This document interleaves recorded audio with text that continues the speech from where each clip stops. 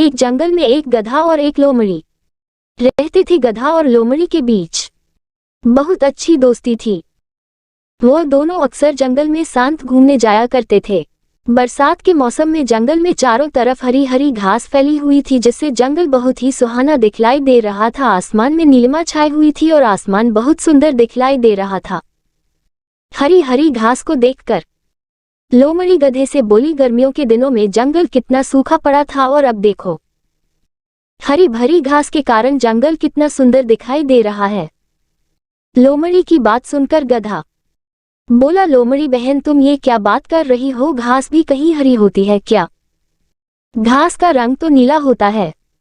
गधे की बात सुनकर लोमड़ी को हंसी आ गई और लोमड़ी गधे से बोली, अरे गधे भाई, घास का रंग हरा ही होता है।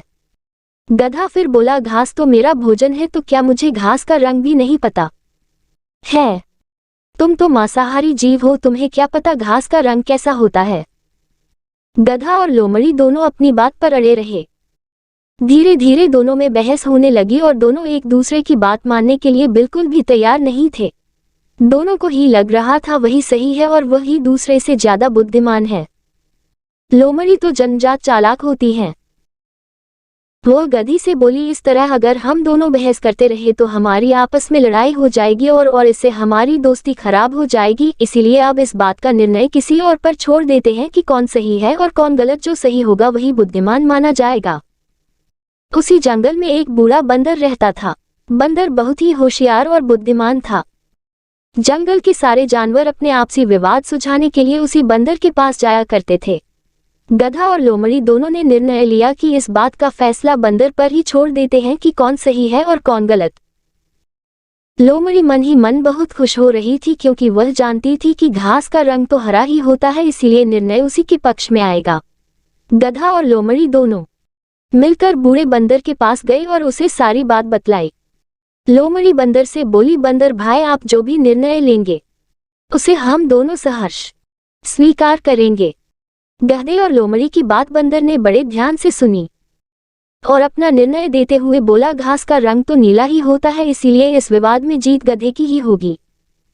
बंदर की बात सुनकर गधा तो बहुत खुश हुआ और नाचता गाता वहां से चला गया।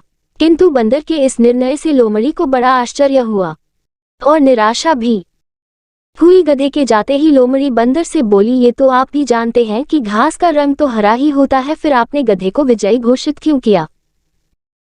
बूढ़ा बंदर बोला, ये सत्य है कि घास का रंग हरा ही होता है, किंतु तुम तो एक बुद्धिमान प्राणी माने जाते हो और बुद्धिमान होकर एक मूर्ख गधे से वाद विवाद कर रहे हो, इसीलिए बुद्धिमानी के तराजू पर तुम फेल हो जाते हो। लोमड़ी को भी सारी बात समझ में आ गई और वह अपना समूह लेकर वहां से चली गई। शिक्षा। गधा और लोमड़ी की इस कहानी से हमें शिक्षा मिलती है कि कभी भी मूर्खों से अनावश्यक वाद विवाद नहीं करना चाहिए, अन्यथा हमें ही बेइज्जत होना पड़ेगा।